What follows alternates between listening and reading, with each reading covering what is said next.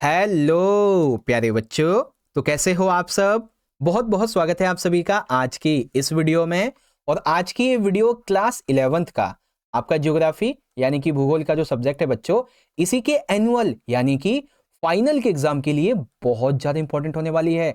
जी हाँ बच्चों, क्योंकि जैसा कि आप सभी को पता है कि कल कल यानी कि जो बच्चे मॉर्निंग शिफ्ट के हैं इनका 24 फेब को, और जो बच्चे इवनिंग शिफ्ट के हैं इनका 25 फेब को आपका ज्योग्राफी का जो फाइनल एग्जाम है, एनुअल एग्जाम, वार्षिक पेपर, ये होने वाला है। ठीक है, तो आप सभी के 24 और 25 तारीख के पेपर के लिए इस वीडियो में हम डिस्कस करने वाले हैं बच्चों एक और मोस्ट इंपॉर्टेंट पीवाईक्यू कह लीजिए या सैंपल पेपर कह लीजिए, इसी के सॉल्यूशन के बारे में। और पता है बच्चों, ये जो वीडियो हमारी बनेगी ना अभी 50 से 55 मिनट तक की, इस पूरी एक वीडियो में आपका ये चौथा पेपर पूरा सॉल्व कर लेंगे। ठीक है ना। और ये जो पूरा का पूरा पेपर हम सॉल्व करेंगे ना, इसके अंदर जो भी क्वेश्चन हम डिस्कस करने वाले हैं वो सारे के सारे क्वेश्चंस मोस्ट इंपॉर्टेंट हैं, सिलेक्टेड हैं और रिपीटेड क्वेश्चंस हैं बच्चों, जो पिछले साल भी पेपर में आए थे और इस साल भी आपके एग्जाम में रिपीट होने के हाई चांसेस हैं। इसलिए मैं कह रहा हूं बच्चों कि वीडियो को एंड तक जरूर देख लेना। ठीक है, एक बार पेपर का पैटर्न देख लो, सिंपल सा है। पेपर में आपके 5 खंड होंगे और 30 प्रश्न होंगे। खंड का के अंदर आपके 17 एमसीक्यू होने वाले हैं। खंड खा में आपके 3 नंबर के 2 स्रोत क्वेश्चन होंगे और खंड का के अंदर 3-3 नंबर के 4 क्वेश्चन होने वाले हैं। खंड घा में 5 नंबर के 5 क्वेश्चन और 5वें खंड में एक वर्ल्ड में 5 नंबर का, एक इंडिया में 5 नंबर का। ठीक है, सेम इसी तरीके से इंग्लिश मीडियम में सेक्शन ABCDE आपका यहाँ पे हो जाएगा, जिसे आप आसानी से यहाँ पे देख सकते हो। ठीक है, बहुत ही सिंपल हो गया आप सभी के लिए। चलो, तो ये तो पैटर्न हो गया। अब आप सभी बच्चों को वीडियो अच्छी लगती है, वीडियो देखने के बाद में, पूरा पेपर समझने के बाद में वाकई में लगता है कि हाँ आपकी हेल्प हुई है इस वीडियो से, आपके प्रिपरेशन में, आपकी प्रैक्टिस में, आपके सिलेबस के रिवीजन में, तो ज्यादा से ज्यादा बच्चों वीडियो को लाइक जरूर करिएगा। अपने सभी दोस्तों में इस वीडियो को शेयर कर देना ज्यादा से ज्यादा, ताकि वो भी देख के तैयारी कर सकें। ठीक है, तो चलो बच्चों शुरुआत करते हैं अपने आज के पेपर 4 की वीडियो को। रेडी हो बच्चों? और हाँ, आप सभी को एडवांस में ही मेरी तरफ से wish you very very all the best आपके एग्जाम के लिए। ठीक है, चलिए बच्चों शुरू करते हैं पेपर नंबर 4 की वीडियो को। तो यहाँ पे आप देख सकते हैं बच्चों, इस पेपर का सबसे पहला सेक्शन हमारा शुरुआत हो जाता है। तो सारे बच्चों से रिक्वेस्ट है कि सेक्शन ए में हम पहले 17 एमसीक्यू को डिस्कस करेंगे, तो आप सभी बच्चे भी इन एमसीक्यू क्वेश्चन का आंसर मेरे द्वारा आंसर बताए जाने से पहले जरूर सोचना, और मैं फटाफट से आपको आंसर बताता चलूंगा, क्योंकि देखो 1 घंटे में वीडियो कंप्लीट करनी है, इसीलिए तो फटाफट से शुरुआत करेंगे।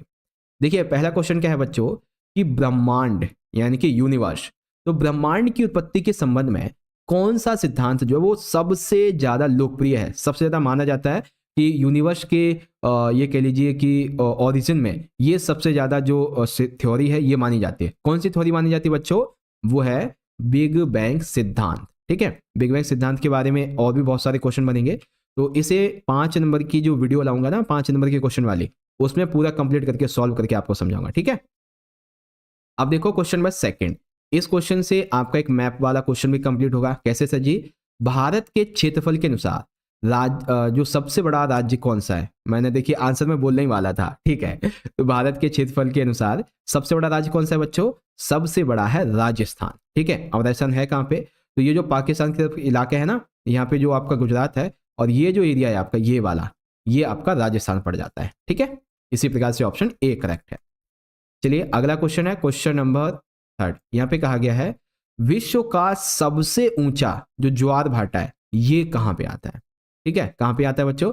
चलिए आपको हिंट देता हूं, ये बेसिकली जो उत्तरी अमेरिकी महाद्वीप है वहां पे आता है। अब उत्तरी अमेरिकी महाद्वीप की जब मैंने बात कर दी है, यानी कि कनाडा की बात हुई है, तो कनाडा के क्या नाम है ये, नवास्कोशिया, इसमें स्थित जो फंडी की खाड़ी है, यहाँ पे सबसे ऊंचे ज्वार भाटा आते हैं विश्व के, पूरे वर्ल्ड के। कहाँ पे? कनाडा में। ठीक है, जो फंडी की खाड़ी है यहाँ पे, तो ऑप्शन आपका बी करेक्ट है। आगे देखो बच्चों, वैगनर के द्वारा बड़े महासागरों को क्या कहा गया था? तो वैगनर ने देखिए जो भूमि है उसे कहा है पेंजिया। ठीक है, और जो महासागर है उसे कहा है पेंथालसा। तो भूमि अगर पूछा जाएगा तो पेंजिया बताना, और महासागर तो पेंथालसा। ठीक है, ऑप्शन नंबर डी करेक्ट है। चलिए अगला क्वेश्चन आपका क्वेश्चन नंबर 5। यहाँ पे कहा गया है कि हमें एक जानकारी दी गई है, इसके हिसाब से हमें एक स्थल रूप की पहचान करनी है। कि ये स्थल रूप क्या होते हैं। चलिए, ये स्थल रूप, इनके किनारे जो हैं ये खड़ी ढाल और गहरे होते हैं, यानी कि इनके जो किनारे हैं ना इस प्रकार से बहुत ही खड़ी ढाल और गहरे होते हैं। इसका ऊपरी भाग तल की तुलना में अधिक चौड़ा होता है, यानी कि जो ऊपरी भाग है ना ये कुछ इस प्रकार से चौड़ा होता है। इसका निर्माण अक्सर अवसादी चट्टानों के क्षैतिज स्तरण में पाया जाता है। ठीक है, तो ये किसको दर्शाते हैं बच्चों? ये होते हैं कैनियन। किसको दर्शाते हैं? कैनियन को। ओके, तो ये सारी जो चीजें हैं वो किस लैंडफॉर्म को दर्शाती हैं बच्चों? कैनियन। अगला है क्वेश्चन नंबर 6, प्रायद्वीपीय जो नदियां हैं इनकी विशेषताओं में शामिल नहीं है। तो 3 नंबर में क्वेश्चन हो जाएगा आपका कि प्रायद्वीपीय नदियों की विशेषताएं क्या होती हैं। सबसे पहला, प्रायद्वीपीय नदियां जो हैं वो बारहमासी नहीं होती हैं, प्रायद्वीपीय नदियां विसर्प नहीं बनाती हैं, और प्रायद्वीपीय नदियां सुनिश्चित मार्ग पर चलती हैं। लेकिन ये कहना कि ये नदियां बारहमासी होती ये गलत है, प्रायद्वीपीय नदियां बारहमासी नहीं होती हैं। ओके, तो ऑप्शन आपका जो है ए वाला यहाँ पे रॉन्ग हो जाएगा। क्वेश्चन नंबर 7, निम्नलिखित में से कौन सी स्थलाकृति निक्षेपण से नहीं बनी है? तो निक्षेपण से देखिए डेल्टा भी बनता है, गोखु झील का निर्माण हुआ है, बालकृत मैदान का भी निर्माण हुआ है, लेकिन जलप्रपात जो है ये निक्षेपण से नहीं बनता है। ओके, तो ऑप्शन आपका जो बी है ये राइट है। क्वेश्चन नंबर 8, देखिए भूपट्टी और मेंटल, इसके ऊपरी हिस्से को क्या कहते हैं? तो भूपट्टी हो गया और मेंटल, इसका जो ऊपर का हिस्सा होता है वो क्या कहलाता है बच्चों? भूपट्टी और मेंटल के ऊपरी हिस्से को, इसको बोलते हैं लिथोस्फियर। ऑप्शन डी आपका करेक्ट है। ठीक है, देखिए मैं सीधा सीधा आपको आंसर बताते चल रहा हूं, जहां पे एक्सप्लेन करने की जरूरत है वहां पे एक्सप्लेन भी कर रहा हूं, क्योंकि टाइम जो है ना वो बहुत कम है, शॉर्टेज हमारे पास टाइम की, इसीलिए। ओके, अब देखो क्वेश्चन नंबर 9, बहुत ही आसान है बच्चों। क्वेश्चन क्या है? वैज्ञानिकों के अनुसार पृथ्वी की आयु कितनी है? तो बताया जाता है वैज्ञानिकों के अनुसार कि पृथ्वी की आयु जो है 4.6 अरब, यानी कि 4.6 बिलियन ईयर्स अभी भी बाकी है पृथ्वी की आयु। ठीक है, अब इसमें ना जाने कितने हमारे जन्म हो चुके होंगे इतने टाइम पे, तो ठीक है। निम्नलिखित को सुमेलित कीजिए। अब यहाँ पे देखो सुमेलित हमें करना है वन और राज्य या फिर द्वीप समूह के हिसाब से। ठीक है, तो जो आपको आता है ना आप पहले वो देख लो। तो मेरे हिसाब से आपको जो आता होगा वो आता होगा केरल का। क्यों? क्योंकि केरल में जो है ना ये पर्वतीय वन पाए जाते हैं। तो सजी चौथे का भी ये रहा, देखो। ठीक है, अब एक और देख लो जो आपको आता है। तो मेरे हिसाब से आपको ओडिशा के बारे में पता होगा। क्यों? क्योंकि यहाँ पे आर्द्र पर्णपाती वन पाए जाते हैं, यानी कि दूसरे का सी, ये रहा देखो। तो मिल गया आंसर। अब अंडमान निकोबार द्वीप समूह में कैसे वन पाए जाते हैं? उष्ण कटिबंधीय सदाबहार वन। बिहार में कैसे पाए जाते हैं? तो शुष्क पर्णपाती वन पाए जाते हैं। तो बस मिल गया हमको आंसर, हमारा यहाँ पे ऑप्शन नंबर ए करेक्ट है। ठीक है, इसी प्रकार से इंग्लिश मीडियम में यहाँ पे आप मैचिंग करेंगे तो ऑप्शन ए पाएंगे, पहले का डी हो जाएगा, बी दूसरे का आपका जो है सी हो जाएगा, तीसरे का ए और चौथे का बी। चलिए क्वेश्चन नंबर 11, 30 डिग्री उत्तर और 30 डिग्री दक्षिण में स्थित कौन सी विशेषता है? तो 30 डिग्री उत्तर और दक्षिण में स्थित कौन सी विशेषता होगी? तो यहाँ पे उच्च दाब क्षेत्र जो कि उपोष्ण उच्च दाब होता है, ये विशेषता होती है यहाँ पे, यानी कि high pressure area which is सब ट्रॉपिकल हाई प्रेशर यहाँ पे पाया जाता है। ठीक है, तो ये चीजें थी, ये कॉमा नहीं है, ये डिग्री है। ठीक है, एक सेकंड, ये पेन लगाया था मैंने, तो ये बेसिकली क्या है, ये अरे फिर से ये क्या हो गया, वेट अ मिनट, ये डिग्री है यहाँ पे। ठीक है, चलिए क्वेश्चन नंबर 12, पवनों का एक ऐसा चक्र जिसमें अंदर की वायु दाब कम और बाहर की ओर अधिक होता है। तो ऐसे पवन के चक्र को क्या बोलते हैं? जिसमें अंदर की ओर वायु दाब कम होता है लेकिन बाहर की तरफ कम होता है, बाहर की तरफ ज्यादा होता है, जिससे लोगों को नुकसान पहुंचता है इससे। तो ये होते हैं चक्रवात, यानी कि इसको हम बोलते हैं सर्कुलर नहीं, चक्रवात को कुछ और बोलते हैं, शायद टाइफून वगैरह कुछ ऐसा ही बोलते हैं, है ना, चक्रवात को। तो वो हो जाएगा आपका। निम्नलिखित में से कौन सा प्रवाह उष्ण चक्रवातों को भारत में लाता है? यानी कि सिंपल सी बात है, कौन से प्रभाव की बात कर रहे हैं हम जो कि भारत में उष्ण चक्रवातों को लाता है? तो ये कौन सा प्रवाह है बच्चों? पूर्वी जेट प्रवाह। कौन सा? पूर्वी जेट प्रवाह। ठीक है, ईस्टर्न जेट स्ट्रीम हो जाएगा। क्वेश्चन 14, निम्नलिखित में से कौन महासागरों की सतह के जल के औसत तापमान को दर्शाता है? तो महासागरों की जो सतह होती है, ऊपरी इलाका, ठीक है, तो उसमें तापमान कितना होता है? नॉर्मली कितना होता है? 27 डिग्री, 27.5, 28 या फिर 26, कितने डिग्री सेल्सियस होता है? फटाफट से, महासागरों की सतह के जल का औसत तापमान 27 डिग्री सेल्सियस। यहाँ पे से नहीं बल्कि सेल्सियस है आपका, ठीक है ना। अगला तो ये हो गया आपका, निम्नलिखित में से कौन सी नदी केरल की नदी नहीं है? तो केरल में भाई 3 नदियां हैं, कौन कौन सी?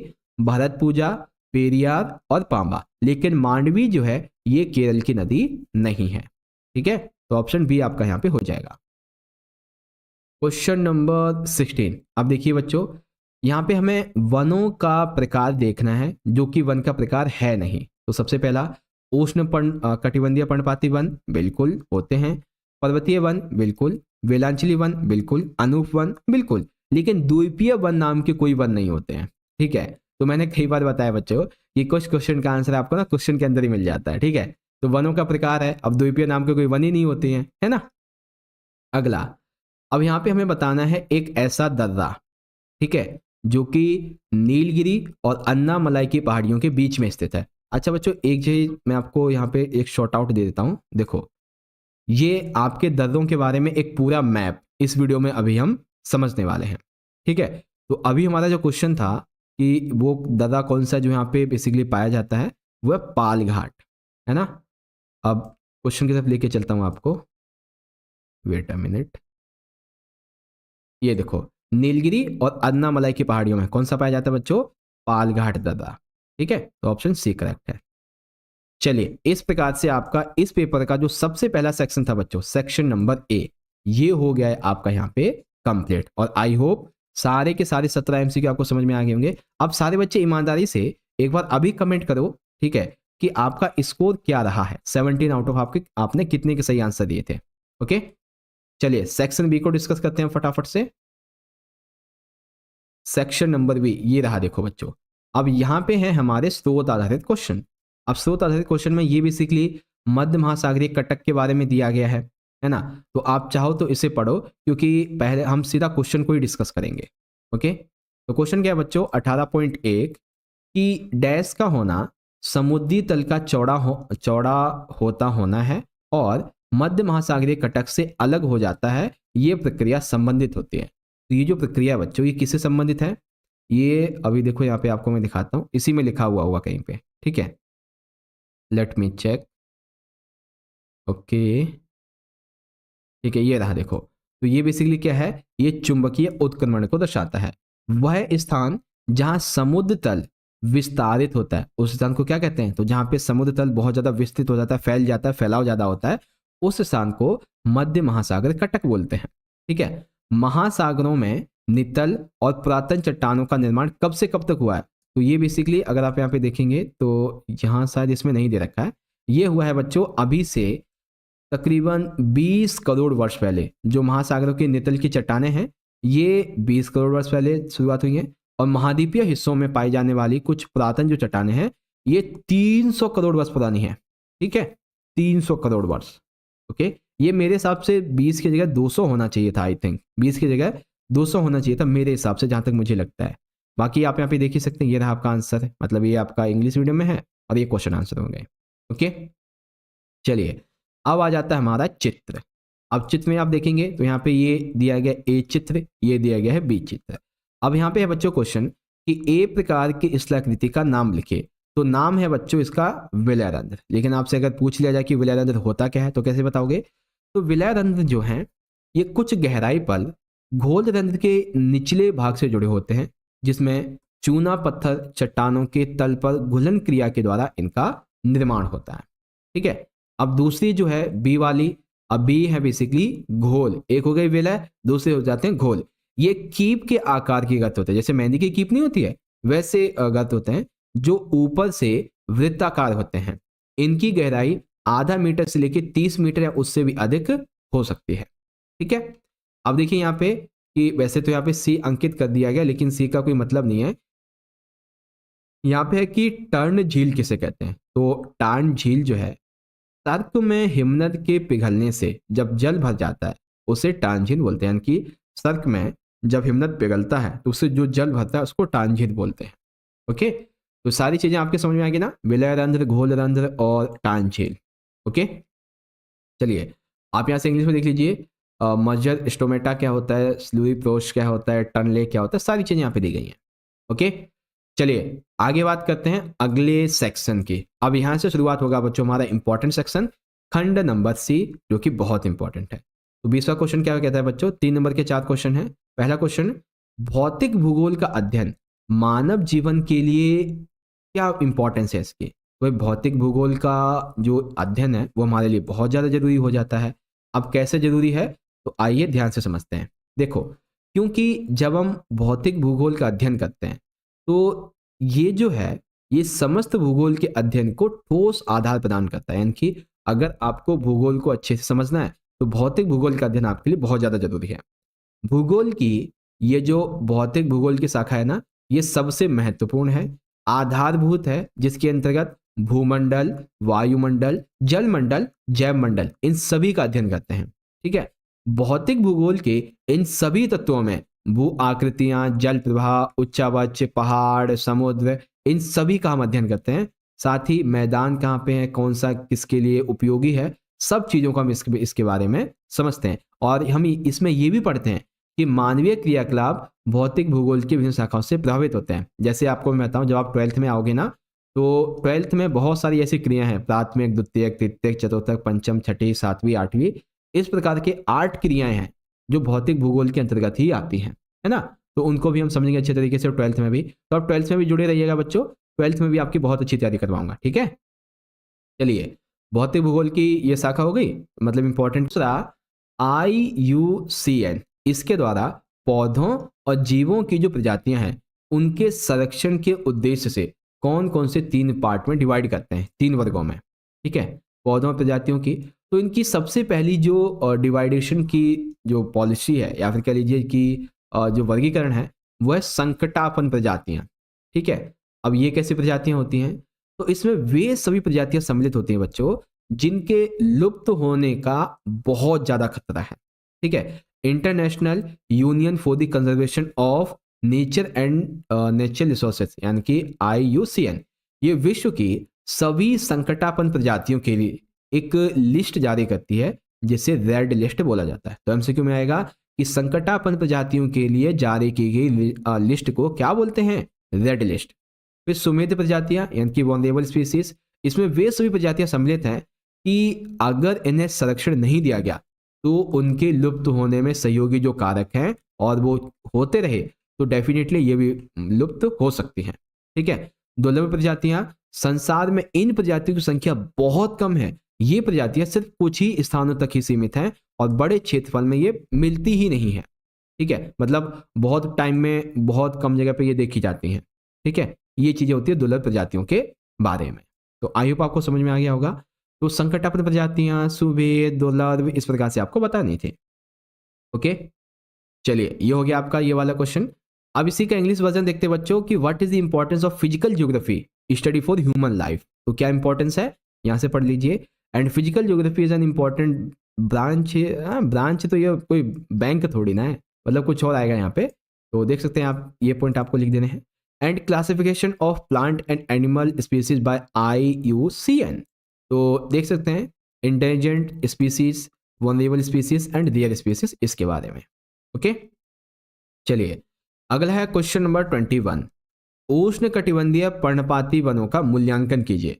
तो जो उष्ण कटिबंधीय पर्णपाती वन होते हैं इनकी क्या विशेषताएं होती हैं? देखो, उष्ण कटिबंधीय पर्णपाती वन ये वे वन हैं जो कि 100 से लेकर 200 सेंटीमीटर वार्षिक वर्षा वाले क्षेत्र में पाए जाते हैं। जहाँ पे वर्षा इतनी होती है 100 से 200 सेंटीमीटर, ये वहीं पाए जाते हैं। इन वनों का विस्तार देखा जाए तो गंगा की मध्य और निचली घाटियों अर्थात भाबर एवं जो तराई प्रदेश होते हैं यहाँ पे पाया जाता है। ठीक है, छत्तीसगढ़ के उत्तरी भाग में, झारखंड, पश्चिम बंगाल, उड़ीसा, ऐसे बहुत सारे राज्यों में ये पाए जाते हैं उष्ण कटिबंधीय पर्णपाती वन। अब इनमें कौन कौन से प्रमुख पेड़ होते हैं? तो साल, सागवान, शीशम, चंदन, आम, ये सभी इसके प्रमुख पेड़ होते हैं। इन वनों में ग्रीष्म ऋतु में जो पेड़ होते हैं वो अपने पत्ते गिरा देते हैं, इसीलिए उष्ण कटिबंधीय पर्णपाती वन को पतझड़ वन भी बोला जाता है। ठीक है, इनकी ऊंचाई 30 से 45 मीटर तक की होती है। अब ये देखो, जैसा कि हमने देखा ये इसके प्रमुख पेड़ हैं। अब ये पेड़ हैं तो ये बेसिकली हमें इमारती लकड़ी प्रदान करते हैं। इसी वजह से इन वनों की जो इंपॉर्टेंस है इकोनॉमिकली वो भी बहुत ज़्यादा होती है। पूरे भारत में देखा जाए जितने एरिया पे, जितने लैंड एरिया पे ये वन है, उसमें से 25% पर तो ये केवल यही वन है, ठीक है, 25 पे। तो ये चीजें थी। तो बहुत ही आसान है बच्चों उष्ण कटिबंधीय पर्णपाती वनों के बारे में, है ना। चलिए, evaluate the tropical deciduous forest. तो ट्रॉपिकल डेसिडुअस फॉरेस्ट क्या है, इसके बारे में ये पॉइंट दिए गए, आप यहां से पढ़ सकते हैं। चलिए, अगला है क्वेश्चन नंबर 22। भारत में सबसे ठंडा मरुस्थल कहां पर स्थित है और इस क्षेत्र की मुख्य श्रेणियों का नाम लिखिए। तो भारत में सबसे ठंडा जो मरुस्थल है ना बच्चों, ये हिमालय के उत्तर पूर्वी क्षेत्र लेह लद्दाख में, यानी कि जम्मू कश्मीर का जो लद्दाख वाला एरिया है ना, ऊपर वाला, ये वाला एरिया भारत का ऊपर का, यहाँ पे पाया जाता है, ठीक है। यह ठंडा मरुस्थल वृहत हिमालय और काराकोरम श्रेणियों के बीच में पाया जाता है। मैंने आपको मैप में बता रखा है कि काराकोरम श्रेणी कहाँ पे है, तो जम्मू कश्मीर में ना, ऐसे करके ये इस प्रकार से जम्मू कश्मीर लद्दाख के बीच में। अब इस क्षेत्र की प्रमुख श्रेणियां तो लद्दाख श्रेणी है, जास्कर श्रेणी है और काराकोरम, ये 3 श्रेणियां होती है बच्चों इस ठंडे मरुस्थल की। चलिए, अब इसी का इंग्लिश वर्जन देख लीजिए कि where is the cold desert located in India. तो कहां पे है, पढ़ सकते हैं, ओके। चलिए, अब है क्वेश्चन नंबर 23। बहुत अच्छे से पढ़ना बच्चों। जलमग्न कैनियन यानी कि सबमरीन कैनियन क्या है, उदाहरण से समझाइए। तो कैनियन क्या होता है ये तो हम समझ चुके थे, लेकिन अब हमारी बारी ये है समझने की कि जलमग्न कैनियन क्या होता है ना। अभी एमसीक्यू जब देखा था तो उसमें कैनियन के बारे में आपको बताया था ना, मैंने विशेषताएं बताई थी, वो जो हमारा 5वां क्वेश्चन था, है ना। अब देखो जलमग्न कैनियन क्या होता है भाई। देखो, महासागरीय नितल पर जलमग्न तीव्र ढालों वाली गहरी और संकरी अथवा गहरे गौज को जलमग्न कैनियन कहते हैं। अरे सर जी ये क्या है, देखो महासागरों में ऐसी ढालें जो बहुत ही ज्यादा तीव्र गति से होती है और काफी गहरी होती हैं, वहां पर ये कैनियन पाए जाते हैं, ठीक है। ये महाद्वीपीय मग्न ढाल और गंभीर सागरीय मैदान पे अधिक पाए जाते हैं। शेयर्ड तथा बेयर्ड के अनुसार विश्व में देखा जाएगा तो 102 कैनियन है। तो एमसीक्यू में आ सकता है कि वर्ल्ड में कितने कैनियन अभी मौजूद हैं, तो 102। और सबसे अधिक कैनियन कहाँ पे पाए जाते हैं, तो प्रशांत महासागर में। मैप में एमसीक्यू में आ सकता है कि सबसे अधिक कैनियन किस महासागर में पाए जाते हैं, तो प्रशांत महासागर में। और ये आपकी एक प्लेट भी है, प्लेट नंबर आपकी जो आई थिंक 4 है या फिर 6 है, ये भी आपकी यही है, प्रशांत महासागरीय प्लेट, ओके। संसार के सबसे लंबे जो जलमग्न कैनियन है ये बेरिंग सागर में, बेरिंग, प्रिविलाफ तथा जिमचुग में पाए जाते हैं, ठीक है। सबसे लंबे जलमग्न कैनियन कहाँ पे पाए जाते हैं, ये बेरिंग सागर में, बेरिंग, प्रिविलिफ और जिमचुग में पाए जाते हैं। अगर ये पूछा जाए कि विश्व का सबसे प्रसिद्ध कैनियन कहाँ पे है, मतलब है कौन सा, तो ये हडसन कैनियन है। और ये हडसन नदी के मुहाने से शुरू होकर अटलांटिक महासागर तक चला गया है, ठीक है। तो आगे समझो बच्चों कि होते क्या है। विश्व में 102 कैनियन है, सबसे अधिक कैनियन प्रशांत महासागर में पाए जाते हैं। विश्व का सबसे बड़ा कैनियन हडसन कैनियन है, नदी के मुहाने पे पाया जाता है हडसन की, और ये अटलांटिक महासागर तक फैला हुआ है ना बच्चों। आई होप आप समझ गए होंगे। चलिए, इसका इंग्लिश वर्जन देख लेते हैं कि क्षोभ मंडल जैविक क्रिया के लिए महत्वपूर्ण स्तर है, ठीक बात है। कथन के संदर्भ में समझाइए कि क्षोभ मंडल को वायुमंडल की सबसे महत्वपूर्ण परत क्यों कहते हैं। 2 क्वेश्चन है बच्चों। क्षोभ मंडल जैविक क्रिया के लिए महत्वपूर्ण स्तर कैसे है समझाइए, या फिर क्षोभ मंडल को वायुमंडल की महत्वपूर्ण परत क्यों कहते हैं समझाइए। तो दोनों क्वेश्चन है तो एक ही, मतलब आंसर एक ही लिखना है, बट तरीके अलग अलग है ना। चलो देखिए, क्षोभ मंडल जो है ना, ये जैविक क्रिया के लिए एक बहुत ही महत्वपूर्ण स्तर होता है। सर जी आपने तो काट दिया, नहीं मैं तो अंडरलाइन कर रहा था। देखो, क्षोभ मंडल जैविक क्रिया के लिए महत्वपूर्ण स्तर इसलिए है क्योंकि क्षोभ मंडल में ही जो भी मौसम संबंधी घटनाएं होती हैं, बादल का बनना, वर्षा होना, संघनन, ठीक है, ये सभी क्षोभ मंडल में ही होते हैं। अब इसीलिए भाई एक इंसान के लिए मौसम, वर्षा, ये ही इंपॉर्टेंट है ना। तो इसीलिए कहा जाता है ये क्षोभ मंडल है। उसके बाद यहाँ पे आ जाते हैं कि इस स्तर में धूलकण और जलवाष्प मौजूद होते हैं, जिसकी वजह से वर्षा वगैरह हो जाती है। इस स्तर में ऊंचाई पर जाने पे तापमान में कम होती है, जिससे कि इस स्तर में क्षोभ मंडल में जो तापमान है वो संतुलित बना रहता है, बिगड़ता नहीं है। इसीलिए आम व्यक्ति यानी कि हर एक व्यक्ति, जीव जंतु, पेड़ पौधे, पृथ्वी की सतह, सभी के लिए बहुत ज्यादा जरूरी है, ठीक है। तो ये था आपका कॉन्सेप्ट। अब सेकंड इसी का, व्हाट इज सबमरीन साइक्लोन, मतलब कैनियन है बेसिकली। तो ये सबमरीन कैनियन क्या होते हैं यहाँ से पढ़ लीजिए। और जो ट्रोस्फियर है वो इंपॉर्टेंट लेयर क्यों है बायोलॉजिकल एक्टिविटी के लिए, तो यहाँ से आप पढ़ सकते हैं। ओके बच्चों। तो अगर यहाँ पे आप देखा जाए तो विद इन 26 मिनट यानी कि 26 मिनट के अंदर ही हमने अपना सेक्शन ए, बी और सी ये सारे के सारे कंप्लीट कर लिए और आई होप आपको अच्छे समझ में आ गए होंगे, है ना। चलिए, are you ready for section number D? शुरुआत किया जाए बच्चों फटाफट से। चलिए शुरू करेंगे। तो यहाँ पे आप देख सकते हैं इस पेपर का अगला सेक्शन नंबर डी हमारा शुरू हो गया है और इसमें है हमारे सारे के सारे 5 नंबर के 5 क्वेश्चन। और देखिए, वैसे तो मैंने आपको 2 क्वेश्चन में चॉइस दी है, पेपर में हो सकता है कि 2 में भी अथवा मिल जाएगा या फिर 3 में भी मिल सकता है, ठीक है। अब वो तो उनके ऊपर डिपेंड करता है कि वो आपको कितने में देंगे। ओके, चलिए, तो क्वेश्चन नंबर 24 का पहला क्या कहता है? अरब सागर और बंगाल की खाड़ी में स्थित जो द्वीप समूह है इनका तुलनात्मक अध्ययन कीजिए 5 बिंदुओं के द्वारा, ठीक है। तो अरब सागर और बंगाल की खाड़ी में जो द्वीप समूह है इनका तुलनात्मक अध्ययन करेंगे कैसे? तो आ जाइए, देखिए सबसे पहले बात करते हैं अरब सागर के द्वीपों की। बड़े ध्यान से देखना बच्चों, बहुत ही आसान है। ओके, पहले बात करेंगे अरब सागर के द्वीपों की, फिर बात करेंगे बंगाल की खाड़ी के द्वीपों की। ओके, देखो अरब सागर के द्वीप, ये द्वीप छोटे होते हैं और यहाँ पे आवास वगैरह ज्यादा नहीं पाए गए, रहने योग्य नहीं होते हैं।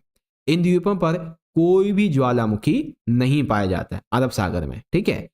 इन द्वीपों में अरब सागर में टोटल 36 द्वीप पाए जाते हैं जिसमें से केवल 11 द्वीपों पर ही मानव का बसाव होता है, ठीक है। अरब सागर का सबसे बड़ा जो द्वीप है बच्चों ये है मिनी कॉय द्वीप। कौन सा? मिनी कॉय द्वीप। और इसमें लक्षद्वीप भी शामिल है। इसे 11 डिग्री चैनल के द्वारा अलग किया जा सकता है और ये पूरा महाद्वीप, ठीक है, ये पूरा महाद्वीप किससे बना हुआ है? ये पूरा महाद्वीप प्रवाल निक्षेप से बना हुआ है, ठीक है। अब इसी के उलट बंगाल की खाड़ी के द्वीपों की बात करते हैं। तो बंगाल की खाड़ी के जो द्वीप हैं ये अरब सागर से बड़े होते हैं और ये आवास के योग्य होते हैं। यहाँ पर भारत का जो जीवंत ज्वालामुखी है बैरन द्वीप, यहाँ पे एक जीवंत ज्वालामुखी पाया जाता है। इसमें जबकि ये बड़े हैं तो सिंपल सी बात है, इसमें 572 द्वीप पाए जाते हैं। अंडमान और निकोबार ये इसके प्रमुख द्वीप समूह हैं। इसे 10 डिग्री चैनल के द्वारा अलग किया जाता है, इसको 11 से इसको 10 के। और इन द्वीपों की उत्पत्ति ज्वालामुखी से हुई है जबकि अरब सागर की हुई है प्रवाल निक्षेप से। Okay, wait a minute, I hope कि आपको समझ में तो आ गया होगा, लेकिन किसी का अगर कोई डाउट रह गया है तो अब यहां से दोबारा समझा रहा हूं तो यहां से समझ लें, ठीक है। देखो अरब सागर के जो द्वीप हैं ये होते हैं छोटे जो कि रहने योग्य नहीं है, क्योंकि यहाँ पे 36 द्वीप हैं, इसमें से मात्र 11 द्वीपों पर ही बहुत कम लोग रहते हैं। इसी प्रकार से बंगाल की खाड़ी ठीक उसके उलट में है, क्योंकि ये बड़े होते हैं, आवास के योग्य हैं और यहाँ पे देखो 36 नहीं 572 द्वीप हैं जहाँ पे लोग ज्यादा रहते हैं, ठीक है। उसके बाद अरब सागर में कोई ज्वालामुखी नहीं है, बल्कि बंगाल की खाड़ी में बैरन द्वीप एक जीवंत ज्वालामुखी है, ठीक है। अरब सागर में मिनिकॉय द्वीप सबसे बड़ा द्वीप है और इसमें लक्षद्वीप शामिल है, जबकि बंगाल की खाड़ी में अंडमान निकोबार द्वीप समूह शामिल है, ठीक है। और अरब सागर के द्वीपों का निर्माण होता है प्रवाल निक्षेप से और बंगाल की खाड़ी के द्वीपों का निर्माण हुआ है ज्वालामुखी की उत्पत्ति से, है ना। ये चीजें थी। इसको 11 के द्वारा 11 डिग्री चैनल से अलग करते हैं और इसको 10 डिग्री से। बस हो गया आंसर आपका यहाँ पे, है ना बच्चों। और काफी इंपॉर्टेंट है आपका ये वाला क्वेश्चन। चलिए अब इसी के सेकंड क्वेश्चन की बात करते हैं कि भारत के पश्चिमी तटीय मैदान, ठीक है, तथा पूर्वी तटीय मैदान की 3 बिंदुओं से तुलना कीजिए। तो हमें वेस्टर्न तटीय मैदान और पूर्वी, इसकी हमें यहाँ पे 3 बिंदु, 3 नहीं 5 होना चाहिए था, ठीक है। चलिए डिफ्रेंशिएट करते हैं। तो पश्चिमी तटीय मैदान क्या होते हैं पहले इसको देखेंगे, उसके बाद में जो पूर्वी तटीय मैदान है फिर हम इसको देखेंगे। ओके, देखो पहले बात करते हैं पश्चिमी तटीय मैदान की। यह तटीय मैदान मध्य भाग में संकीर्ण है परंतु उत्तर और दक्षिण में चौड़े होते हैं, ठीक है। ये तटीय मैदान क्या होते हैं कि संकीर्ण है, ठीक है, मध्य भाग में, और दक्षिण में उत्तर में चौड़े होते हैं। यहाँ बहने वाली नदियाँ काफ़ी छोटी होती हैं जो कि डेल्टा भी नहीं बनाती हैं। क्यों नहीं बनाती? क्योंकि ये तेजी से बहती हैं। अब तेजी से बहती हैं तो भाई जो गाद होता है वो तेजी से आगे चला जाता है, सीधा जाके बंगाल की खाड़ी या फिर कह सकते हैं अरब सागर में मिल जाती है, इसीलिए, है ना। ये मैदान अधिक कटा फटा है, इस कारण से यहाँ पत्तनों एवं बंदरगाहों के विकास के लिए परिस्थितियां जो है वो उसके अनुकूल यहाँ पे विकसित हो सकता है। इसके उत्तर में देखा जाएगा पश्चिमी तटीय में गोवा तट है, कोंकण तट है, दक्षिण में केरल है और मालाबार तट आ जाता है ना। ये चीजें थी पश्चिम की। इसी प्रकार से बात करते पूर्वी तटीय मैदान की। ठीक है, एक सेकंड रुको, मेरे हिसाब से शायद आपको थोड़ा सा यहाँ पे डिफिकल्टी आ रही होगी, तो एक बार मैं मैप निकाल लेता हूँ ताकि आपको पूर्वी पश्चिमी के बारे में पूरा समझा दूँ। ठीक है, देखो जब हम पश्चिमी की बात कर रहे हैं तो पश्चिम का मतलब हो गया ये वाला एरिया। ठीक है, ये वाला जो एरिया है ना, ये पश्चिमी तट हो गया, और यहां से इतना जो एरिया है ये वाला, यहां से लेके इतना, ये ईस्टर्न यानी कि आपका पूर्वी हो गया, ये वेस्टर्न यानी कि पश्चिमी हो गया। ठीक है, तो इस प्रकार से हम इनकी बात कर रहे हैं कि कौन सी, इन दोनों में क्या क्या डिफरेंस है। ओके, ये तो बहुत ज्यादा ऊपर पहुंच गया। अब देखो पूर्वी तटीय मैदान, तो पश्चिमी तटीय मैदान की तुलना में पूर्वी मैदान थोड़े से ज्यादा चौड़े हैं। यहाँ पर बहने वाली नदियां जो है ये बहुत ही लंबे और चौड़े डेल्टा बनाती हैं। इसमें महानदी, गोदावरी, कृष्णा, कावेरी ये नदियां शामिल हैं। उभरा हुआ तट होने के कारण यहाँ पे बंदरगाह कम है। ठीक है, यहाँ पत्तनों और बंदरगाहों का विकास काफी मुश्किल होता है, इसीलिए वहां से देखेंगे तो आसियान कंट्रीज से ना इस तरफ से ज्यादा लोग ज्यादा जो है ना व्यापार वगैरह नहीं हो पाता है। यह गोदावरी नदी के मुहाने पर उत्तर की ओर उत्तरी सरकार तट और दक्षिण में इसे कोरोमंडल तट भी कहते हैं। ठीक है, तो ये थे बच्चों आपके सारे मैदानों के बारे में। तो आपको समझ में आ गया ना कि पश्चिमी तटीय मैदान कैसे हैं और ये पूर्वी तटीय मैदान कैसे हैं। ओके बच्चों, आई होप अच्छे समझ गए होंगे। चलिए आगे इंग्लिश मीडियम में बात करते हैं। तो compare the Arabian Sea and the island the Bay of Bengal in 5 points. तो देख सकते हैं यहाँ पे आइलैंड्स ऑफ अरेबियन सी के बारे में, ठीक है, and islands of Bay of Bengal इसके बारे में। दोनों चीजें पढ़ लीजिएगा इजीली, सारी चीजें मैं आपको करवा चुका हूँ already. And second question, compare the western coastal plain of India and the eastern coastal plain in the 3 points. 3 नहीं 5 पॉइंट्स में आपको करना है। तो वेस्टर्न पॉइंट्स के बारे में आप ये पॉइंट पढ़िए और ईस्टर्न के बारे में आप ये पढ़ सकते हैं। ओके, सारी चीजें दी गई हैं बच्चों, आसानी से पढ़ लीजिएगा। चलिए अगला है क्वेश्चन नंबर हमारा 25। इसमें पूछा गया बच्चों, महासागरीय धाराओं का गहराई और तापमान के आधार पर वर्गीकरण कीजिए। तो कैसे करेंगे, देखो गहराई के आधार पे महासागरों और धाराओं का वर्गीकरण, सबसे पहला है बच्चों सतही धारा अथवा ऊपरी धारा। महासागरीय जल का लगभग 10% भाग सतही जलधारा के रूप में है और ये धाराएं महासागरों में 400 मीटर की गहराई तक उपस्थित होती हैं। ठीक है, ये तो होगी सतही वाली यानी कि ऊपरी धारा। फिर आती है गहरी धारा। गहरी धारा में महासागरों का 90% जल मौजूद है। ठीक है, और ये कितनी गहराई तक जाता है किसी को कोई नहीं पता, किसी को भी नहीं पता, क्योंकि किस महासागर की गहराई कितनी ये आज तक पता लगी ही नहीं है। ठीक है, तो ये गहरी धारा में आ जाता है। अब तापमान के आधार पे वर्गीकरण करना है, ये तो गहराई के आधार पे हो गया सतही और गहरी। अब तापमान के आधार पे, तो तापमान के आधार पे 2 पार्ट में डिवाइड करते हैं। एक तो होती है गर्म धाराएं और दूसरी होती है ठंडी धाराएं। देखो बच्चों, गर्म धाराओं के बारे में ऑलरेडी 5 मार्क्स का आपका एक जो वर्ल्ड मैप है वो मैं आपको समझा चुका हूं। इस वीडियो में जो आपके ठंडी जल धाराएं हैं 5 मार्क्स के वर्ल्ड मैप की, ये आज मैं आपको समझा दूंगा। ठीक है, चलो तो गर्म धाराओं को हम डिस्कस कर रहे थे। जो धाराएं गर्म क्षेत्रों से ठंडे क्षेत्रों की ओर चलती हैं उन्हें हम बोलते हैं गर्म धाराएं। ठीक है, सिंपल सी बात है। जो धाराएं जिस एरिया में वो अपने से उलट की तरफ चढ़ेंगी, अर्थात अगर कोई भी धारा हीट है, ठीक है, तो वो हीट से लेके कोल्ड की तरफ चलेगी। अगर कोई धारा कोल्ड है तो वो कोल्ड से हीट की तरफ चलेगी। नहीं, कोल्ड से हीट की तरफ नहीं चलती है, बल्कि ये चीजें होती हैं। ठीक है, तो जो धाराएं गर्म क्षेत्रों में है तो वो ठंडे क्षेत्र की ओर चलती है ना, गर्म धाराएं बोलते हैं। और ये प्रायः भूमध्य रेखा से ध्रुवों की ओर चलती हैं। ठीक है, क्योंकि ध्रुव ठंडे हैं, भूमध्य रेखा की जो एरियाज हैं वो गर्म हैं। इनके जल का तापमान मार्ग में आने वाले जल के तापमान से अधिक होता है, क्योंकि सिंपल सी बात है, गर्म से ठंडे की ओर चल रहे हैं तो नॉर्मली इनका तापमान तो होगा ही गर्म, है ना, और बीच में जो आ रहा है वो ठंडा होगा, नॉर्मल होगा, तो उससे तापमान से अधिक ही है। अतः ये धाराएं जिन क्षेत्रों में चलती हैं वहां का तापमान बढ़ा देती हैं। इसका सबसे अच्छा उदाहरण है गल्फ स्ट्रीम गर्म धारा। और ये कहाँ पे बच्चों, ये जो हमारा नॉर्थ अमेरिका है, ठीक है, और इधर नीचे की तरफ साउथ अमेरिका है और यहाँ पे अफ्रीका, इसके बीच में इस वाले एरिया पे यहाँ पे गल्फ स्ट्रीम, यहीं पे आपकी ठंडी धारा भी है, कन्नारी धारा भी। ठीक है, चलिए मैप में आपको मैं समझा दूंगा, मैप अलग से।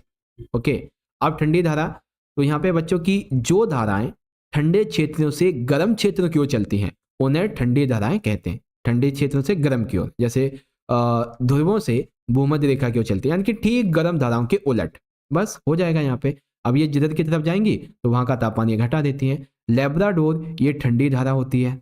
अब ये जो साउथ अमेरिका है ना उसके ऊपर से चलती है, ठीक है। तो ये चीज़ें थी ठंडी धारा और गर्म धारा के बारे में। चलिए अब जो बच्चे इंग्लिश मीडियम के वो यहाँ से देखिए कि अगर हम क्लासिफिकेशन करेंगे ओशन करंट्स का अगर बेसिस ऑफ द डेप्थ, तो दो प्रकार की हैं, मतलब दो प्रकार की हैं, सरफेस और अपर और डीप करंट। एंड उसके बाद में ओशन करंट्स बेस्ड की बात करेंगे तो ये वार्म करंट्स होती हैं एंड कोल्ड वाली, ठीक है। तो ये दो पॉइंट है जैसे आप पढ़ सकते हो। चलिए अगला क्वेश्चन नंबर 26। देखिए बच्चों पेपर में एक अपवाह तंत्र तो पक्का आएगा, चाहे गोदावरी आ जाए, कृष्णा आ जाए, खास करके गंगा नदी और ब्रह्मपुत्र, इनमें से तो आना आना है, ठीक है, जो मैं समझा चुका हूँ ऑलरेडी। अगर आप कहोगे तो एक पेपर में दोबारा फिर से समझा दूंगा, अगर आप कहोगे तो।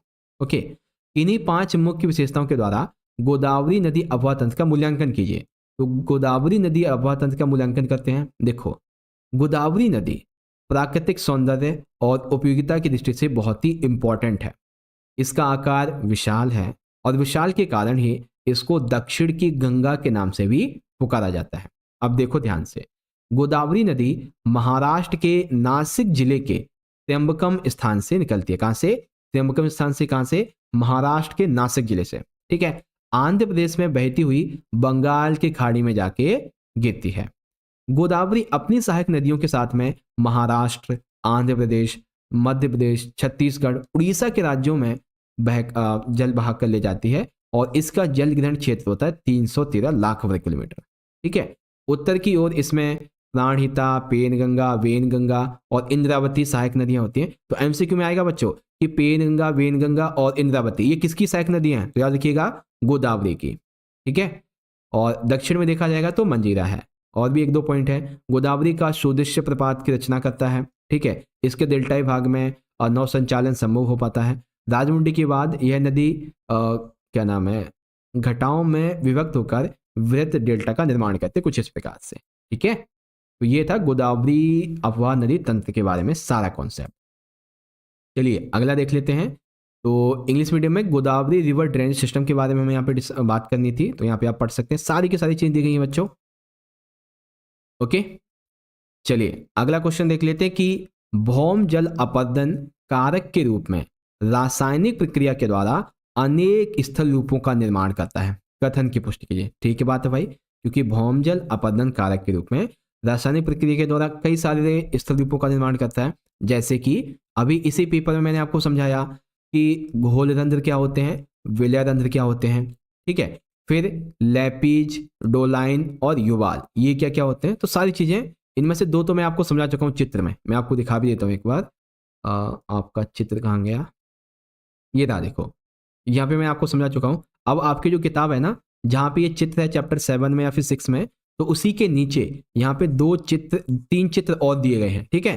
तो आप उन 3 चित्रों को अच्छे से समझ लेना, ठीक है, क्योंकि यहाँ पे मैंने चित्र ऐड करना भूल गया, नहीं तो चित्र के साथ में जब आपको समझाता ना तो आपको ज़्यादा अच्छे समझ में आ जाता, ठीक है। तो आप इसे चाहो तो पढ़ लेना, क्योंकि ये आपको चित्र के साथ में ही समझ में आएगा।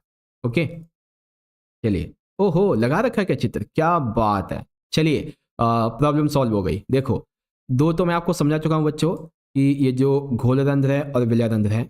घोलरंध्र ये कीप आकार के गर्त होते हैं जो ऊपर से वृत्ताकार होते हैं और इनकी गहराई आधा मीटर से 30 मीटर या उससे भी अधिक होती है, ठीक है। तो ये देख लो यहाँ पे घोलरंध्र, ये देखा ना आपने, कीप के आकार के होते हैं, है ना, और ऊपर वृत्ताकार होते हैं। ये चीज होती है घोलरंध्र के बारे में। सेकंड में आपको बताया था मैंने विलयरंध्र के बारे में। ये कुछ गहराई पर घोलरंध्र के निचले भाग से जुड़े होते हैं। चूना पत्थर चट्टान के तल पर घुलन क्रिया के दौरान इनका निर्माण होता है। तो कुछ गहराई पर घोलरंध्र के निचले भाग में, ठीक है ना। तो यहाँ पे ये जो घोलरंध्र है इसके निचले भाग से ये यहाँ पे देख सकते हैं जुड़े होते हैं थोड़े बहुत। फिर है लैपेज। धीरे धीरे चूना युक्त चट्टानों के अधिकतर भाग गर्त व खाइयों में बदल जाते हैं और पूरे क्षेत्र में अत्यधिक अनियमित पतले व नुकीले कटक रह जाते हैं, जिन्हें लैपिज कहते हैं। तो देखेंगे लैपिज कहाँ पे है। एक सेकेंड, लैपिज कहाँ चला गया? लैपिज भी नहीं है यहाँ पे। डोलाइन और युवाल कहाँ चला गया? अच्छा वो भी नहीं है। ओके, तो शायद यहाँ पे ये घोलरंध्र ही है, निपाती घोल, ये हो गया ये हो गया, ठीक है, अब समझा। चलिए कोई नहीं, आप किताब में उन चित्रों को देखना फिर इसको समझना, ठीक है। चलिए इंग्लिश मीडियम में आप देख लीजिए, solution colours, merging pairs, Lapis, doline, Yuval, सारी चीज दी गई है। चलिए 5 नंबर के आखिरी क्वेश्चन की बात करते हैं, फिर इस वीडियो को एंड करेंगे। क्वेश्चन है, तापमान का व्युत्क्रमण अथवा प्रतिलोम किसे कहते हैं?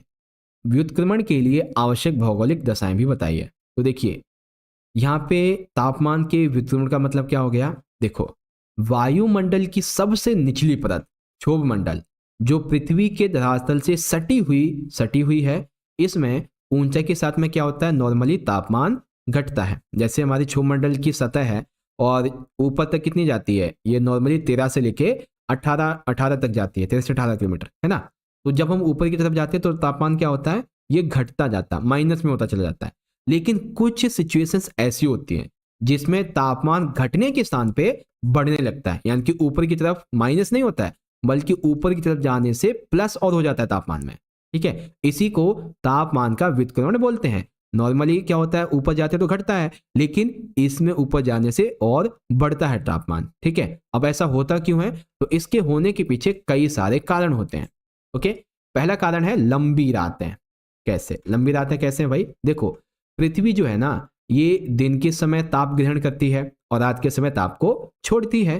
तो रात्रि के समय ताप छोड़ने से पृथ्वी ठंडी हो जाती है और पृथ्वी की आसपास की वायु ठंडी होकर उससे ऊपर की वायु को गर्म कर देती है। यानी कि दिन के समय सूरज जो है पृथ्वी को अपनी किरणें देता है, तो पृथ्वी जो है वो क्या होती है, उसकी सतह पर जब किरणें पड़ती है तो वो गर्म हो जाती है ना। और रात के समय जो पार्थिव विकिरण होता है ना, जैसे हम बोलते हैं, तो पार्थिव विकिरण के द्वारा ही पृथ्वी उस गर्म तापमान को ऊपर की तरफ भेजती है।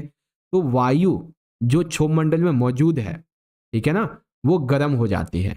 तो इसीलिए लंबी रातें यहाँ पे बताई जाती है। दूसरा, स्वच्छ आकाश। भौमिक विकिरण के द्वारा पृथ्वी के ठंडा होने के लिए स्वच्छ अथवा मेघ रहित आकाश का होना अति आवश्यक है। मेघ जो है ये विकिरण में बाधा डालते हैं, अगर बादल होंगे तो सूर्य की रोशनी आएगी नहीं ज्यादा, है ना। तो यही चीजें हैं। तीसरा, शांत वायु। वायु के चलने से निकटवर्ती क्षेत्रों की ऊष्मा का आदान प्रदान होता है, जिससे नीचे की वायु ठंडी नहीं हो पाती और तापमान का व्युत्क्रमण नहीं हो पाता है ना। उसके बाद फिर शुष्क वायु की बात आ जाती है, हिमच्छादन की बात आ जाती है। तो यहाँ पे दिए गए कुछ 1-2 पॉइंट आप पढ़ लेना आसानी से, ठीक है बच्चों। तो ये हो गया बच्चों आपका यहाँ पे कंप्लीट। अभी देखिए हमारे 43 मिनट्स हुए हैं और एक क्वेश्चन और बचा है आपका कि सदाहरित वन, कौन से, सदाहरित वन और पर्णपाती वन, इनके बीच में विशेषताएं बताइए। तो बहुत अच्छे से समझाऊंगा। देखो सदाहरित वन और पर्णपाती वन, बड़े ध्यान से देखना। सबसे पहले बात करेंगे सदाहरित वनों की, ठीक है, फिर बात करेंगे बच्चों पर्णपाती वनों की।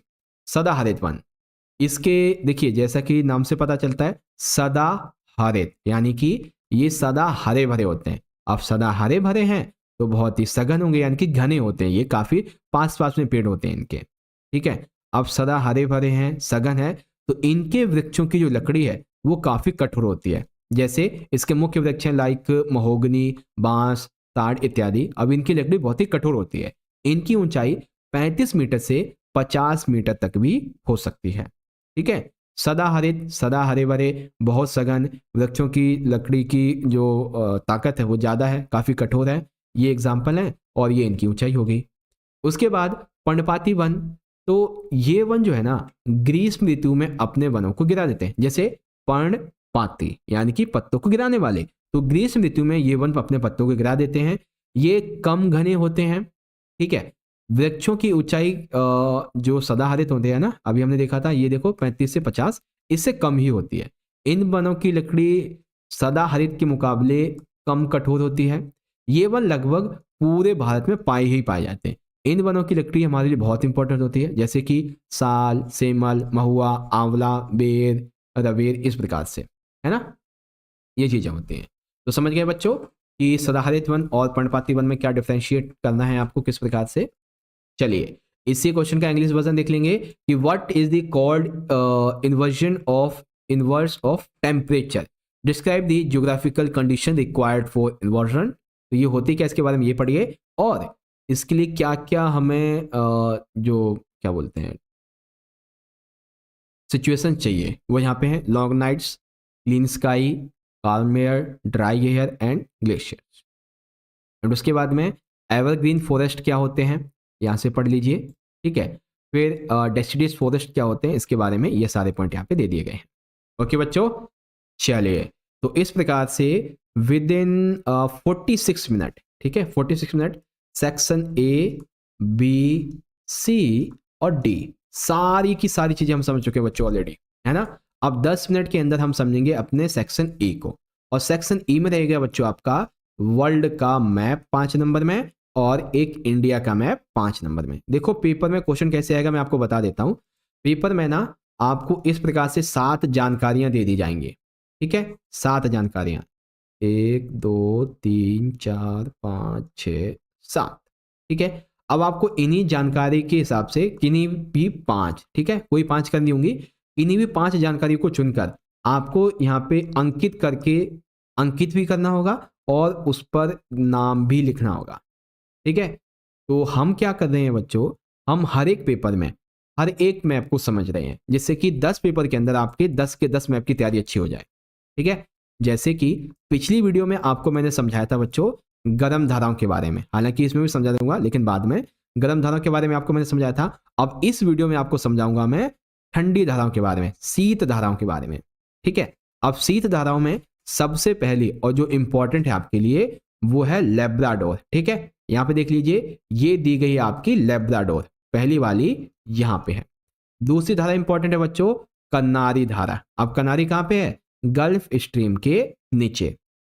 तीसरी इंपॉर्टेंट है बच्चों कैलिफोर्नियाई धारा, ठीक है जो कि कहां पे है कैलिफोर्निया में, जैसे आपने हिस्ट्री में गोल्ड रश के बारे में पढ़ा होगा, है ना। उसके बाद चौथी है बच्चों ओयोशिबो धारा, चौथी हाँ ठीक है ये आपकी हो गई ओयोशिबो धारा। बस यही 4 धाराएं आपके लिए बहुत इंपॉर्टेंट है। अगर अब आप चाहें तो हामबोल्ट धारा इसको भी याद कर सकते हैं एक, जो कि 5वीं हो गई, ठीक है। अब देखो मैप में मैं अंकित करूंगा एरियाज को, फिर आपको मुझे बताना कि कौन सी वाली कहां पर है। ओके चलिए एक एरिया तो आपका ये वाला हो गया, मैं यहाँ पे देखिए लिखता चलता हूँ। पॉइंट नंबर 1 ये हो गया आपका, पॉइंट नंबर 4 यहाँ पे कर दिया है, पॉइंट नंबर 5 और एक थी आपकी यहाँ पे, है ना। पॉइंट नंबर इसको 2 दे देता हूँ और एक और है ना आपकी यहाँ पे ये रही, इसको नाम दे दिया है मैंने 1, इस प्रकार से, ठीक है। चलो बच्चों अब आप मुझे बताओ कि इन 5 अंकों में से कनारी धारा कहाँ पे है, बताओ बच्चों फटाफट से। इन 1 2 3 4 5 में कनारी धारा कहाँ पे, अभी मैं आपने पढ़ा था कहाँ पे कनारी धारा बच्चों, 5वें नंबर पे सर जी, वेरी गुड। यहाँ पे है आपकी कनारी ठंडी धारा, ठीक है। अब दूसरी बताओ बच्चों कि दूसरी है आपकी कैलिफोर्नियाई धारा कहाँ पे है, तो सर जी ये तो सबको पता है अमेरिका में, ये रहा देखो पहले वाले नंबर पे ये आपकी कैलिफोर्निया धारा। अच्छा अब ये बताओ कि हामबोल्ट धारा कहाँ पे है, हामबोल्ट फटाफट से, हामबोल्ट धारा कहाँ पे है सर जी, आपने जो अंकित नहीं किया था ना और बोला था याद करने के लिए पॉइंट 4 पे, वेरी गुड।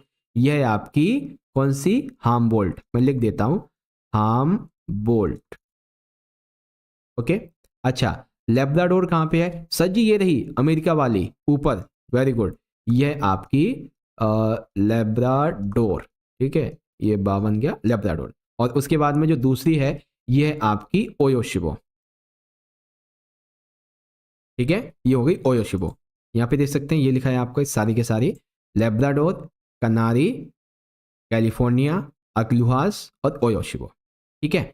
अब कई बच्चे कहेंगे सर जी गर्म धाराएं भी समझा दीजिए एक बार, तो चलिए गर्म धाराएं भी आपको मैं समझा देता हूँ। सबसे पहले आपकी गल्फ स्ट्रीम, फिर अलास्का, फिर यहाँ पे आपकी ब्राज़ील है, इधर अग्लुहास है, यहाँ पे ऑस्ट्रेलिया है और ये क्यूरोशिबो है। मैं आपको समझा देता हूँ मैप में, देखिए कौन सी कहाँ पे होगी। ये आपका खाली मैप है, तो खाली मैप में सबसे पहले आपकी धारा इस वाली जगह पे है, ये वाली, ठीक है। ये वाली कौन सी है बच्चों, यह गल्फ स्ट्रीम, ठीक है यह है गल्फ स्ट्रीम। ये वाली यहाँ पे धारा कौन सी है बच्चों, ये है अग्लुहास, अग्लुहास है कि अलास्का है, ठीक है ये वाली अलास्का है, वही तो मैं कहूँ ये आपकी जो है अलास्का है, ओके। और यहाँ वाली जो है ना ये वाली, ये आपकी अग्लुहास है, ओके ये है आपकी अग्लुहास। और यहाँ पे कौन सी है बच्चों, ये आपकी ब्राज़ील वाली है, ठीक है ब्राज़ील गर्म धारा। और इस जगह पे आपकी ऑस्ट्रेलिया आ जाती है, और सबसे आखिरी यहाँ पे आपकी क्यूरोशिबो, देखो क्यूरोशिबो यहाँ पे है, ठीक है और ओयोशिबो इसके ऊपर में आ जाता है यहाँ पे, ओके बच्चों, तो इस प्रकार से आपका ये मैप भी हो गया यहाँ पे कंप्लीट। दोनों चीजें मैंने आपको समझा दी बच्चों। अब इंडिया वाले मैप की बात कर लेते हैं। तो इंडिया वाले मैप पे हमें कोई 5 दर्रे जो है ना इसको अंकित करना है। देखो बच्चों, पिछले 3 पेपर में हम अलग अलग तरीके से पर्वत की चोटियां वगैरह हो गई, ठीक है, और राज्यों के नाम हो गए, कर्क रेखा वगैरह, ये समझ चुके हैं ऑलरेडी। अब ये हमारा चौथा मैप है जिसमें हम भारत के प्रमुख दर्रों के नाम देखेंगे कि कौन सा कहाँ पे राज्य के हिसाब से। ओके, जैसे कि सबसे पहले हम बात करेंगे ऊपरी इलाके से। तो ऊपरी इलाके में सबसे पहला दर्रा आता है हमारा शिपकीला दर्रा। अब ये शिपकीला दर्रा कहाँ पे बच्चों? हिमाचल प्रदेश में। तो हिमाचल प्रदेश कहाँ है? ये रहा देखो, ठीक है, यहां पर आ जाएगा आपका ये शिपकीला दर्रा। मैंने अंडरलाइन किया हुआ है, आप ऐसे पढ़ सकते हैं इसको। ये हो जाएगा आपका शिपकीला दर्रा, ठीक है। दूसरा है बच्चों पालघाट दर्रा। तो अभी हमने देखा था ना कि नीलगिरी और वो जो क्या नाम था, और भी पहाड़ियां थी ना उसके बीच में, तो ये केरल में है। कहाँ पे पालघाट? ये रहा देखो, ये हो जाएगा आपका पालघाट दर्रा, ठीक है। तीसरा है भोर तथा थाल घाट। ये कहाँ पे है? महाराष्ट्र में। और महाराष्ट्र में कहाँ पे? इस वाली जगह पे भोर तथा पालघाट आ जाता है, ठीक है। अब नाथुला दर्रा कहाँ पे? तो ये सिक्किम में है। और सिक्किम देखो ये रहा, भूटान के नीचे वाला आ जाएगा, ठीक है। अब भूटान के बगल में, तो भूटान में कौन सा है? तो जेलप्ला में, ठीक है। तो यहाँ पे देखिए भूटान में है ना ये वाली जगह, ये जेलप्ला आ जाता है, ठीक है। तो भारत के ये प्रमुख दर्रे थे जो मैंने आपको बता दिए। प्रमुख चोटियां, पर्वतें, श्रेणी, ये सारी हम समझ चुके हैं। ओके, तो इस तरह से बच्चों आप सभी ने मेरे साथ मिलकर आज की इस वीडियो में क्लास 11th के जियोग्राफी यानी कि भूगोल के सब्जेक्ट के लिए जो चौथा वाला सैंपल पेपर है या फिर पीवीक्यू है, इसको सॉल्व कर लिया है, ठीक है। और आशा करता हूं बच्चों कि आपको जितने भी क्वेश्चन इस वीडियो में समझाए हैं, आपकी डेफिनेटली हेल्प तो हुई होगी, है ना, आपकी प्रिपरेशन में, आपकी प्रैक्टिस में। और एक बार ना कमेंट करके आप मुझे बता दो जल्दी से, क्या वाकई में आपको अच्छा लगा है ये सब? क्योंकि देखो हम आपके लिए मेहनत कर रहे हैं, तो आपका ना बस एक छोटा सा हम फीडबैक चाहते हैं कि वाकई में जो हम आपको समझा रहे हैं इससे आपको हेल्प मिल रही है या नहीं। जल्दी से बताओ ताकि हमें अभी अपनी मेहनत के बारे में पता चले। ओके, बाकी आप सभी बच्चों को ऑल द बेस्ट एडवांस में ही। वीडियो अच्छी लगी है बच्चों तो वीडियो को लाइक जरूर करिएगा। अपने सभी दोस्तों में वीडियो को ज्यादा से ज्यादा शेयर करना ताकि वो भी ज्वाइन होकर एग्जाम की तैयारी कर सके। चलिए बच्चों, मिलते हैं आपसे अगली वीडियो में अगले सेशन के लिए। तब तक के लिए पढ़ते रहो, ख्याल रखो अपना। बहुत बहुत धन्यवाद। Wish you very all the best. जय हिंद, जय भारत, वंदे मातरम।